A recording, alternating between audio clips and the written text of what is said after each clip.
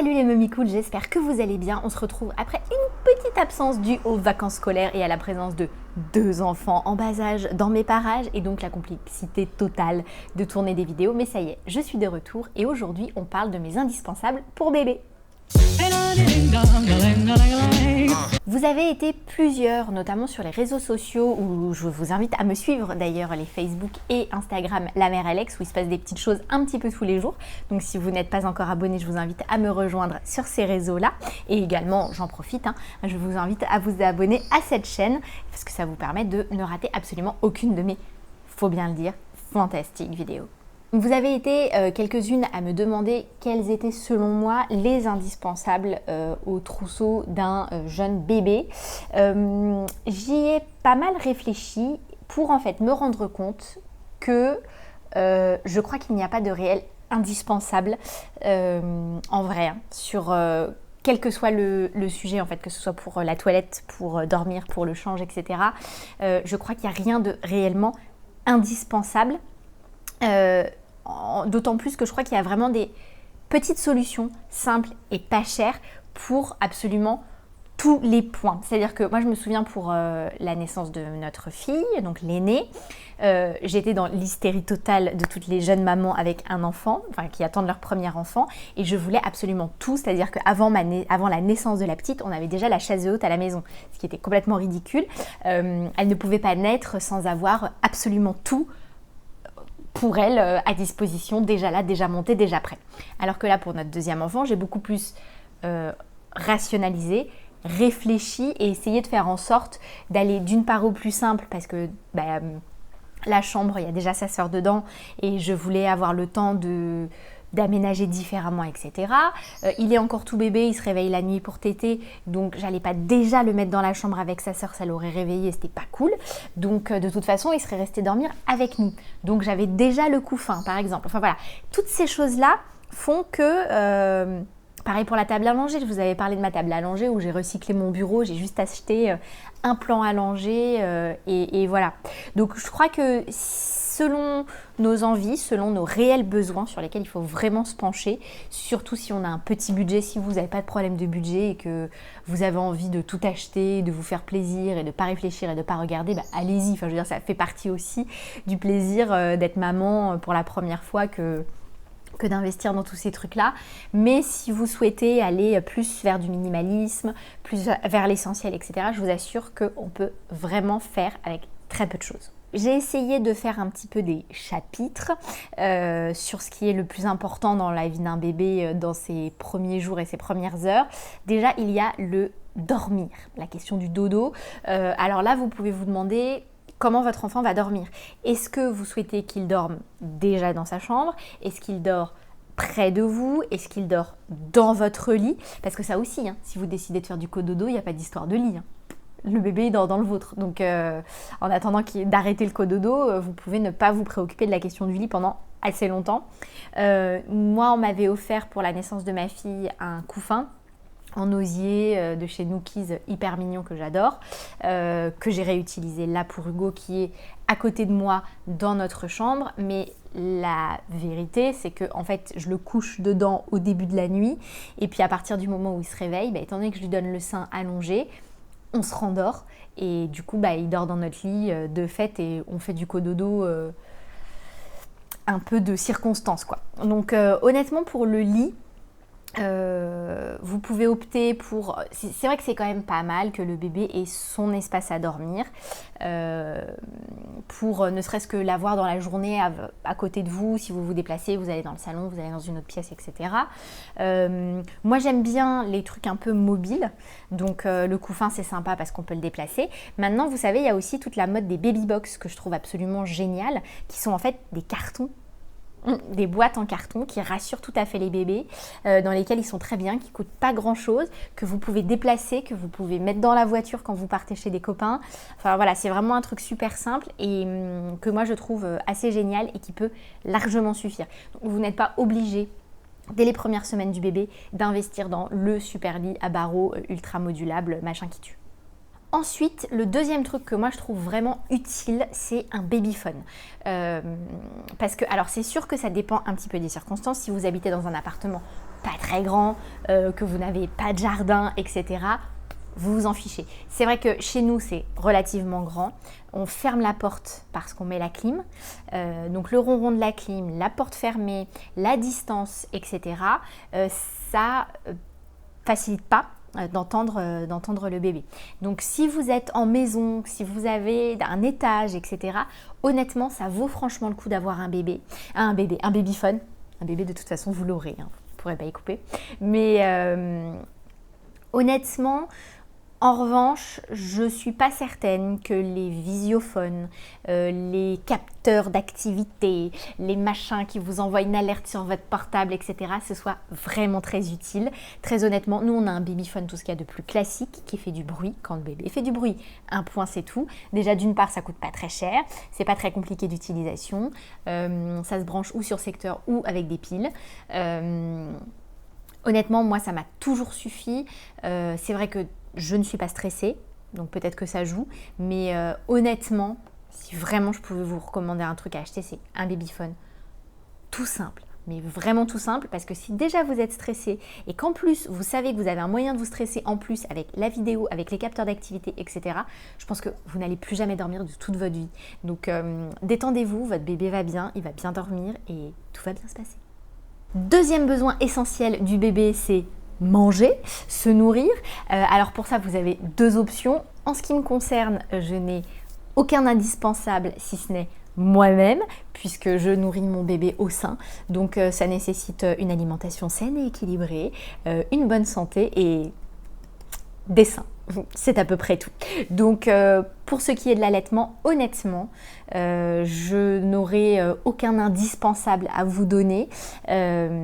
Effectivement, alors après vous pouvez acheter un tas de crèmes, acheter un tas de coussinets, acheter un tas de machins.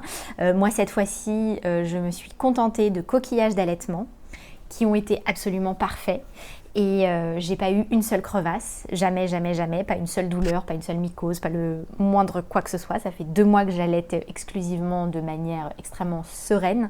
Donc voilà, je crois qu'honnêtement pour l'allaitement, il n'y a absolument aucun indispensable, en tout cas pour les premiers temps. Si vous nourrissez votre bébé au biberon, alors là, je n'aurai absolument aucun conseil à vous donner puisque je ne l'ai moi-même pas fait.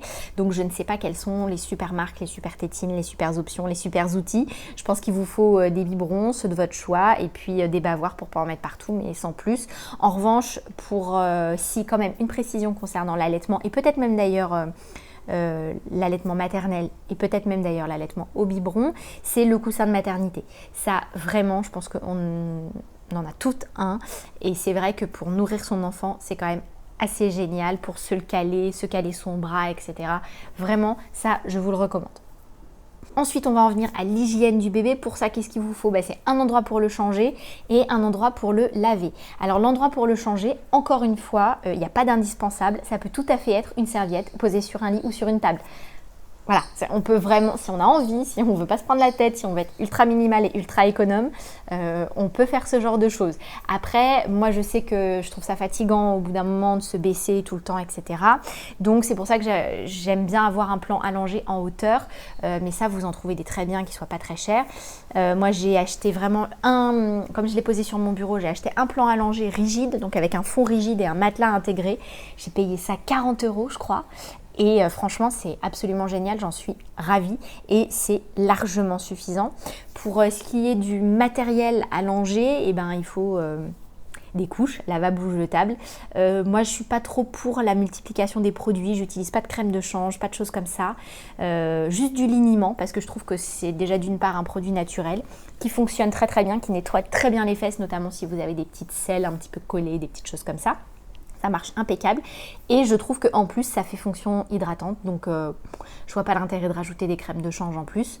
Ce qui est bien d'avoir quand même dans votre panier allongé, c'est du sérum physiologique, des petites pipettes de sérum physiologique. Ça vous permet de nettoyer les oreilles, de nettoyer les yeux, de faire des petites, de moucher le nez de votre bébé, etc. Mais honnêtement, je trouve ça tout à fait suffisant. Après, pour le bain, alors là encore, vous avez plusieurs options, même si dans les tout premiers temps, on peut tout à fait donner le bain à bébé dans le lavabo, parce que c'est tout petit et il tient, sauf si vous avez un enfant comme le mien et qui prend 1 cm par jour et 1 kg par jour, évidemment. Ça complique un peu la situation. Mais je vois, nous, on a gardé la baignoire B.A.B.A. en plastique d'Alma. On m'avait prêté les pieds pour la première. Là, j'en ai pas racheté parce que je trouve le prix des pieds exorbitant par rapport au prix de la baignoire, ça m'énerve. Je trouve ça absolument ridicule. Donc je pose la baignoire par terre, dans la douche. En revanche, j'ai acheté un transat. Ça, c'est vrai que c'est pas mal, le transat de bain. Je reconnais que ça a son avantage parce que ça évite de tenir bébé tout le temps, d'être penché au-dessus de la baignoire tout le temps. Et vous pouvez le lâcher juste le temps d'attraper la serviette, quoi. Je ne vous dis pas de sortir de la salle de bain, évidemment, mais en tout cas, ça vous permet de, vous vous êtes rendu compte que vous n'avez pas pris son savon, vous pouvez sortir vos mains de la baignoire, attraper le savon et y revenir. Il ne va pas se noyer pendant ces 3 secondes-là où vous êtes juste à côté. Donc, c'est aussi une forme de confort. Et puis pour le bain, ce qui n'est peut-être pas indispensable, mais quand même très pratique quand on est en train de faire autre chose en même temps, ce qui est souvent le cas quand on a un bébé et notamment un grand enfant, déjà à la maison, c'est quand même un thermomètre de bain. Ça vous permet, parce que voilà, si vous avez bébé comme ça, l'autre qui braille et puis que vous avez besoin de mettre le coude dans l'eau, c'est pas toujours très confort. Honnêtement, moi je vous dirais de prendre un petit thermomètre de bain, un truc tout simple au mercure. Nous on en a un digital, c'est vrai que c'est encore plus confortable. Mais voilà, ça vous évite de vous prendre la tête au moment du bain. Vous posez le thermomètre, vous voyez la température et voilà, vous arrêtez l'eau dès que ça devient trop chaud et puis basta. Pour ce qui est des vêtements, nous pour la première, on avait acheté des tas de trucs, on nous avait offert des tas de trucs et on lui mettait tout. Ça, c'est sûr, on lui mettait tout. Là, je suis sur un bébé qui est né en période très chaude, qui a très chaud et voilà, je ne lui mets rien en fait, je ne l'habille pas. Ou alors je lui mets un petit body en coton. C'est absolument tout ce que je lui mets. Donc avec votre bébé, qu'il fasse chaud ou qu'il fasse froid, très honnêtement, je pense que le vrai indispensable, c'est des bodys, des pyjamas s'il fait froid et c'est tout quoi. En fait, parce qu'un bébé, globalement, les vêtements, ça le saoule, ça le gratte, ça le gêne, il y a des pressions, il y a des étiquettes, il y a des élastiques, il y a des trucs, ils n'aiment pas ça.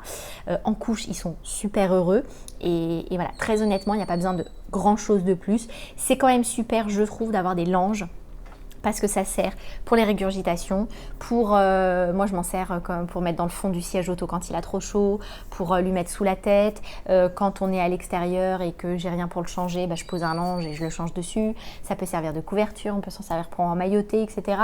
D'autant plus que maintenant il y en a des très jolis et très sympas, donc voilà, les langes honnêtement, ça le fait, il en faut un petit peu. Et puis enfin, se pose la question de sortir avec bébé. Pour ça, quels sont mes indispensables? Alors si vous avez une voiture, évidemment, il faut un siège auto, un cosy, une coque, un truc.